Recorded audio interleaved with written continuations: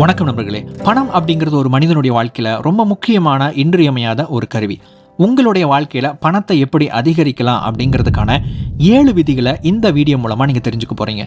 என்னது, பணத்துக்கு விதி இருக்கா அப்படின்னு நீங்கள் கேட்கலாம். ஆமாம், ஒரு சில பேர் பார்த்தீங்கன்னா நிறையா சம்பாதிப்பாங்க. ஆனால் மாத கடைசியில் எப்படி எனக்கு இந்த பணம் போகுதுன்னே தெரியல அப்படின்னு சொல்லிட்டு ₹1 கூட இல்லாமல் நிற்கிறவங்கள பார்த்துருப்பீங்க. ஆனால் இன்னொரு பக்கம் சாதாரணமாக சின்னதாக ஒரு தொழில் தொடங்கியிருப்பாங்க. ஆனால் 5 வருஷத்துக்கு அப்புறம் ஒரு அபார வளர்ச்சி அடைஞ்சிருப்பாங்க. இந்த மாதிரி ஆட்களை நான் நேரில் நிறைய பேர் பார்த்துருக்கேன். எப்படி இவங்கனால அதிகமாக பணம் சம்பாதிக்க முடியுது, இன்னொருத்தங்கனால பணத்தை சம்பாதிக்க முடியல? இதற்கான பதில் என்ன அப்படின்னா, அவங்க ஒரு சில விஷயங்களை செய்கிறாங்க, மற்றவங்க அதை செய்கிறதில்ல, அவ்வளோதான். ஸோ அவங்க என்ன செய்கிறாங்க அப்படிங்கிறது தான் இந்த வீடியோவில் பணத்தின் விதிகளாக நம்ம பார்க்க போகிறோம். முதலாவது விதி, focus on making more money than saving money. நம்ம என்ன நினைப்போம் அப்படின்னா, பணத்தை நம்ம அதிகமாக சேமிக்க ஆரம்பித்தோம் அப்படின்னா நம்மக்கிட்ட நிறைய பணம் தங்கிடும் அப்படின்னு நம்ம நினைப்போம். இது ஒரு வகையில் உண்மை தான், ஆனால் இது முற்றிலும் உண்மை கிடையாது. நம்மக்கிட்ட எந்த அளவுக்கு பணம் அதிகமாகுதோ அந்த பணத்துக்கு வேட்டு வைக்கிற அளவுக்கு செலவுகள் வந்துக்கிட்டே தான் இருக்கும். ஸோ நீங்கள் என்ன பண்ணணும் அப்படின்னா, அதிகமாக பணத்தை சேமிக்கணும் அப்படிங்கிறத விட நாம் அதிகமாக பணத்தை சம்பாதிக்கணும் அப்படிங்கிற அந்த விஷயத்துக்கு நீங்கள் முக்கியத்துவம் கொடுக்கணும். அது எப்படி நான் அதிகமாக பணம் சம்பாதிக்க முடியும் அப்படின்னு நீங்கள் கேட்கலாம். அதுதான் 2வது விதி. Don't chase money, attract money. பணத்தை தேடி பணத்து பின்னாடி ஓடாதீங்க, பணத்தை உங்களை நோக்கி ஈர்க்க தொடங்குங்கள். ஸோ அப்படின்னா என்ன அர்த்தம் அப்படின்னா, பணத்தை அதிகமாக உங்களை நோக்கி வர்ற அளவுக்கு நீங்கள் உங்களுடைய தகுதிகளை உயர்த்தணும் அப்படின்னு அர்த்தம். ஒரு சில பேர் பார்த்தீங்கன்னா, ஒரு சில பேச்சாளர்கள் ஒரு நாளைக்கு ₹1,00,000 சன்மானமாக வாங்கக்கூடிய பேச்சாளர்கள் இருக்கிறாங்க. நான் சொல்கிறது வெளிநாடுகளை பற்றி நான் சொல்லலை. தமிழ்நாட்டில் ₹1,00,000 3 மணி நேரத்துக்கு 4 மணி நேரத்துக்கு வாங்கக்கூடிய பேச்சாளர்கள் இருக்கிறாங்க. இதற்கான காரணம் என்னன்னு பார்த்தீங்கன்னா, அவங்க ஒரு பிராண்ட் நேமை கிரியேட் பண்ணி வச்சுருப்பாங்க. ஒருத்தவங்களுடைய பேரை கேட்டாவே அவங்க ரொம்ப மிகப்பெரிய ஒரு பேச்சாளர், இவங்ககிட்ட சம்திங் ஏதோ ஸ்பெஷல் இருக்குது அப்படின்னு சொல்லிட்டு அவங்கள நிறைய மீட்டிங்ஸுக்கு பேசுகிறதுக்கு கூப்பிடுவாங்க. ஸோ இந்த பிராண்ட் நேம் அப்படிங்கிற இந்த காரணத்தினால அவங்களுடைய மதிப்பு உயர்வாக இருக்கும். இந்த மதிப்பு உயர்வாக இருக்கிறதுனால அவங்க அதிகமாக சார்ஜ் பண்ணிக்கிட்டு இருக்கிறாங்க. அது மட்டும் இல்லாமல் வெறும் ₹60 சாப்பாடு விற்றுக்கிட்டு இருக்கு. இன்னொரு பக்கம் பார்த்தீங்கன்னா ₹600 மேலேயும் சாப்பாடு விற்றுக்கிட்டு இருக்கு. ஸோ சாப்பாடுங்கிறது ஒரே விஷயந்தான். ஆனால் ஒரு பக்கம் ₹600 வாங்கிட்டு தான் இருக்கிறாங்க, ₹60 வாங்கிட்டு தான் இருக்கிறாங்க. நீங்கள் ₹60,000 ஒரு 2 வீலரை வாங்க முடியும். அதே சமயம் நீங்கள் 6 லட்சத்துக்கும் ஒரு 2 வீலரை வாங்க முடியும், 16 லட்சத்துக்கும் ஒரு 2 வீலர் வாங்க முடியும், ஏன் 20 லட்சத்துக்கு மேலேயும் 2 வீலர்ஸ் நிறையா இருக்குது. ஸோ அது எப்படி சாத்தியம் அப்படின்னு கேட்டிங்கன்னா, அவங்களுடைய மதிப்புகளை அதிகப்படுத்தி வச்சுருக்கிறாங்க.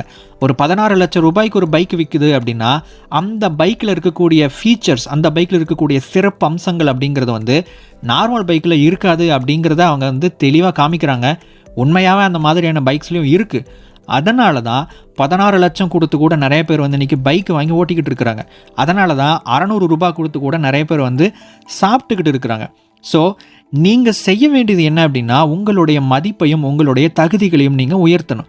எப்படி பேச்சாளர்கள் ஒரு பிராண்ட் நேமை கிரியேட் பண்ணுறாங்களோ அந்த மாதிரி உங்களுக்குன்னு ஒரு தனி அடையாளத்தை உருவாக்கணும். அதற்கு பேசிக்காக உங்களுக்கு தெரிஞ்சிருக்கிற அறிவு திறமைகளை தாண்டி நீங்கள் உங்களுடைய யுனிக்னஸை, உங்களுடைய தனித்தன்மைகளையும் தனித்திறமைகளையும் நீங்கள் வெளிப்படுத்த ஆரம்பிக்கணும். அதற்கு நீங்கள் முக்கியத்துவம் கொடுக்கணும். அந்த விஷயத்தை நீங்கள் செய்யணும் அப்படின்னா நீங்கள் 3வது விதியை ஃபாலோ பண்ணணும். The more you learn the more you earn. நிறைய பேர் என்ன பண்ணுறாங்க அப்படின்னா, காலேஜ் படித்து முடித்ததுக்கப்புறம் நான் எல்லாமே கற்றுக்கிட்டேன், நான் படிச்சுக்கிட்டேன் அப்படின்னு சொல்லிட்டு அவங்க கற்றுக்கிறத நிப்பாட்டிடுறாங்க. அதனால் என்ன நடக்குது அப்படின்னா, நான் லேர்ன் பண்ணிட்டேன் அப்படின்னு சொல்லிட்டு எனக்கு என்ன தெரியுமோ அந்த ஒரு விஷயத்தை மட்டுமே வச்சுக்கிட்டு சம்பாதிக்க ஆரம்பிக்கிறாங்க. அதை மட்டுமே வச்சு வாழ்க்கையை ஓட்ட ஆரம்பிக்கிறாங்க.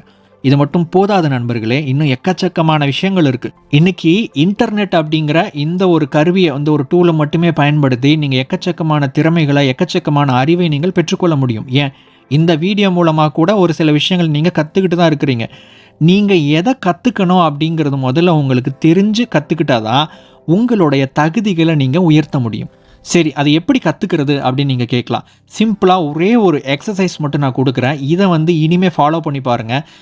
ஒரு மாதத்துக்கு இதை ஃபாலோ பண்ணிவிட்டு அதுக்கப்புறம் இதே வீடியோவுக்கோ அல்லது வேறு ஏதாவது எபிக் லைஃப் வீடியோவுக்கு நீங்கள் கமெண்ட் பண்ணுங்கள் இது எப்படி இருந்துச்சுன்னு சொல்லிட்டு.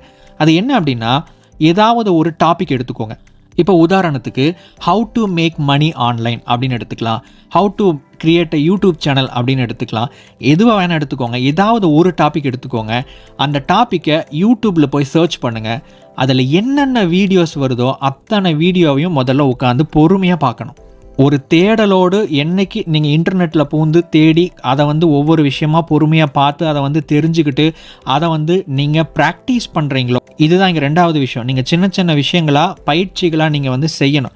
ஸோ அப்படி நீங்கள் செய்யும்போது அதிலிருந்து உங்களுக்கு கிடைக்கக்கூடிய அந்த அனுபவம் அப்படிங்கிறது தான் உண்மையான கல்வி. நீங்கள் தெரிஞ்சுக்கிறது கிடையாது. நீங்கள் தெரிஞ்சுக்கிறத வச்சு என்ன செஞ்சீங்களோ அதில் கிடைக்கிற அந்த எக்ஸ்பீரியன்ஸ் அப்படிங்கிற அந்த நாலேஜ் தான் ரியல் எஜுகேஷன். ஸோ அப்போ தான் நீங்கள் உண்மையாகவே லேர்ன் பண்ணியிருக்கிறீங்க அப்படின்னு அர்த்தம். ஸோ இந்த மாதிரி எந்த அளவுக்கு நீங்கள் அதிகமாக லேர்ன் பண்ணிக்கிட்டே இருக்கிறீங்களோ அந்த அளவுக்கு உங்களுடைய தகுதி அதிகமாகும், அந்த அளவுக்கு உங்களுடைய வருமானம் அதிகரிக்கும். நீங்கள் வந்து எந்த துறையில் இருந்தாலும் இன்டர்நெட்டை பயன்படுத்தி ஃப்ரீயாக நீங்கள் வந்து லேர்ன் பண்ணிக்க முடியும். ஸோ சர்ச் பண்ணி கற்றுக்க ஆரம்பிங்க. 1 மாதம் பண்ணி பாருங்கள், உங்களுடைய வாழ்க்கையில் நிச்சயமாக ஒரு படியாவது முன்னேற்றம் இருக்கும். 4வது விதி, start as soon as you can. So இதுதான் வந்து ரொம்ப முக்கியமான ஒரு விதி. ஆனால் நிறைய பேர் வந்து ஃபாலோ பண்ணாத ஒரு விஷயம். அது என்ன அப்படின்னா, நீங்கள் எவ்வளவு வேகமாக ஒரு விஷயத்தை ஆரம்பிக்க முடியுமோ அவ்வளோ வேகமாக ஆரம்பிங்க. அது வந்து ஒரு தொழிலை தொடங்குறதா இருக்கலாம், ஒரு புது விஷயத்தை வந்து கற்றுக்கிறதுக்கு ஆரம்பிக்கிறதா இருக்கலாம். நீங்கள் எதை பண்ணாலும் சரி உடனடியாக ஆரம்பிங்க. நிறைய இளைஞர்கள் என்ன பண்ணுறாங்க அப்படின்னா, அவங்களுடைய நேரத்தை வந்து எப்படியெல்லாமோ வந்து வேஸ்ட் பண்ணிக்கிட்டு இருக்கிறாங்க. தேவையில்லாமல் 3 மணி 4 மணி வரைக்கும் நெட்ஃப்ளிக்ஸில் வந்து என்னென்னத்தையோ பார்த்துக்கிட்டு நிறைய வீடியோ கேம்ஸ்லேயே வந்து மூழ்கி போய் நிறைய பேர் இருக்கிறாங்க. அதாவது இந்த விஷயங்கள், இந்த என்டர்டெயின்மெண்ட், வீடியோ கேம்ஸ், இது எல்லாம் வந்து ஒரு லெவல் வரைக்கும் நீங்கள் பயன்படுத்தினா அது உங்களுக்கு நன்மை செய்யும். இதுவே நீங்கள் வந்து அதுலேயே மூழ்கி போயிட்டீங்க அப்படின்னா அது வந்து உங்களுக்கு எந்த அளவுக்கு நன்மை வந்து செய்யாது. அதே சமயம் அது வந்து உங்களுடைய நேரத்தை அதிகமாக எடுத்து கொண்டிருக்கிறது அப்படிங்கிறதையும் ஞாபகம் வச்சுக்கோங்க. ஸோ நீங்கள் என்ன விஷயத்தை ஸ்டார்ட் பண்ணணும் அப்படின்னு நினச்சாலும் சரி, நீங்கள் அதை வேகமாக தொடங்கணும். பில்கேட்ஸோட அந்த ஃபேமஸான ஒரு கோட்டை வந்து எப்போவுமே ஞாபகம் வச்சுக்கோங்க. நீங்கள் ஏழையாக பிறந்திருக்கீங்க அப்படின்னா அது உங்களுடைய தப்பு கிடையாது. ஆனால் நீங்கள் ஏழையாக இறக்குறீங்க அப்படின்னா அது உங்களுடைய தப்பு தான் அப்படின்னு சொல்லிட்டு பில்கேட்ஸ் சொல்கிறாரு. ஸோ இந்த விஷயத்தை ஞாபகம் வச்சுக்கோங்க.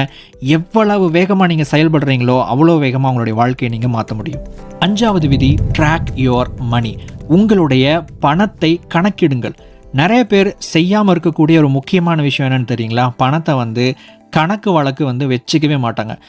எந்த ஒரு பிஸ்னஸ்மேன் ஆகட்டும், எந்த ஒரு கம்பெனி ஆகட்டும், வரவு செலவு கணக்குகளை பார்க்காத ஒரு கம்பெனி உங்களால் வந்து பார்க்கவே முடியாது. கணக்கு வழக்கு அப்படிங்கிறது நமக்கு நிறைய பாடங்களை சொல்லி கொடுக்கும்.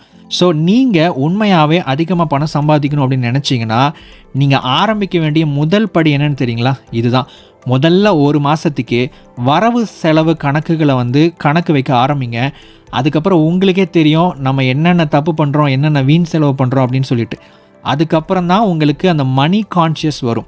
பணத்தின் மேலே உண்மையான ஒரு புரிதலும் உண்மையான ஒரு பார்வையும் இதுக்கப்புறம் தான் உங்களுக்கு வரும். இதுதான் முதல் படி. ஸோ இங்கிருந்து நீங்கள் தொடங்குங்க. 6வது விதி, stay poor until you really get rich. நீங்கள் உண்மையாகவே பணக்காரன் ஆகிற வரைக்கும் நீங்கள் ஏழையாக இருங்க.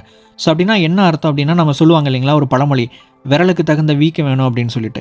நம்மளுடைய வருமானம் அதிகரிக்க அதிகரிக்க நம்முடைய வசதி வாய்ப்புகளை நாம் அதிகரிச்சுக்கிறதுக்கான நமக்குள்ள இருந்து ஒரு தூண்டுதல் உருவாக ஆரம்பிக்கும். இது வந்து ஒரு அளவு வரைக்கும் நல்லது தான். ஆனால் இந்த அளவை தாண்டி போகும்போது நிறைய பேர் என்ன பண்ணுறாங்கன்னா, பணக்காரங்க மாதிரி தங்களை வந்து காமிச்சிக்கணும் அப்படிங்கிறதுக்காக நிறைய தேவையில்லாத செலவுகளை வந்து பண்ண ஆரம்பிப்பாங்க. நண்பர்களே, நம்முடைய நோக்கம் எதுவாக இருக்க வேண்டும் அப்படின்னா, நம்ம வந்து பணக்காரங்க மாதிரி காமிச்சிக்கிறதா இருக்கக்கூடாது. உண்மையாகவே பணத்தை அதிகமாக சம்பாதிக்கக்கூடியவங்களாக நம்ம மாறுறது தான் நம்முடைய இலக்காக இருக்க வேண்டும். 7வது விதி, always be a boss of money. எப்பொழுதுமே பணத்துக்கு நீங்கள் முதலாளியாக இருக்கணும். ஒரு பழமொழி ஒன்று சொல்லுவாங்க, பணம் அப்படிங்கிறது வந்து ஒரு நல்ல வேலைக்காரன், ஒரு சிறந்த வேலைக்காரன், ஆனால் ரொம்ப மோசமான ஒரு முதலாளி அப்படின்னு சொல்லுவாங்க. இது என்ன காரணம் அப்படின்னா, பணம் உங்களை ஆட்டி வைக்க ஆரம்பிச்சிருச்சு அப்படின்னா ரொம்ப கஷ்டம். ஸோ அதனால தான் நீங்கள் வந்து பணத்தை கட்டுப்படுத்தணும். நீங்கள் என்ன சொல்கிறீங்களோ அந்த மாதிரி உங்களுடைய பணம் கேட்கணும். இன்றைக்கி நிறைய பேர் என்ன பண்ணுவாங்கன்னா, அவங்களுடைய அவசரத்தன காரணமாகவோ அல்லது அவங்களுடைய தேவைகளை வந்து கொஞ்ச நாள் கட்டுப்படுத்த முடியாத அந்த ஒரு குணத்தின் காரணமாகவோ நிறைய பேர் வந்து இன்றைக்கி கிரெடிட் கார்டு, இஎம்ஐ அப்படிங்கிற விஷயங்களை போய் மாட்டிக்கிறாங்க. இதுக்கப்புறம் என்ன நடக்குது அப்படின்னா, அவங்க வாங்கின அந்த கடன்களுக்காகவும் வட்டிக்காகவும் நிறைய பேர் வந்து திரும்ப பணம் சம்பாதிக்கணும் அப்படிங்கிற நிலைமைக்கு உள்ளாகிறாங்க. இது வந்து கட்டாயத்தின் அடிப்படையில் பணம் சம்பாதிக்க ஆரம்பிக்கிறாங்களே தவிர உண்மையாகவே அவங்களுடைய வாழ்க்கையை வந்து முன்னேற்றணும் அப்படிங்கிறதுக்காக சம்பாதிக்கிறது இல்லை. ஸோ நீங்கள் பணம் சம்பாதிக்கிறது அப்படிங்கிறது வந்து உங்களுடைய வாழ்க்கையும் உங்களுடைய குடும்பத்தையும் உங்களை சுற்றி இருக்கிறவங்களையும் நீங்கள் வந்து மேன்மையாக வைத்துக் கொள்வதற்கு தானே தவிர நீங்கள் வந்து பணத்தின் அடிமையாக அதற்காக மட்டுமே வேலை செய்வதற்காக இல்லை அப்படிங்கிறத வந்து புரிஞ்சுக்கோங்க. ஸோ எப்போவுமே பணத்துக்கு நீங்கள் பாஸாக இருங்க, பணத்தை என்றைக்குமே பாஸாக இருக்கிறதுக்கு அனுமதிக்காதீங்க. ஸோ இதுதான் இந்த பணத்தின் 7 விதிகள். இதில் எந்த விதி உங்களுக்கு மிகவும் பிரயோஜனமாக இருந்துச்சு அப்படின்னு சொல்லிட்டு கீழே கமெண்ட் செக்ஷனில் தெரியப்படுத்துங்க. அடுத்த வீடியோவில் இன்னொரு பயனுள்ள தகவலோடு உங்களை சந்திக்கிறேன். தேங்க்ஸ் ஃபார் வாட்சிங்.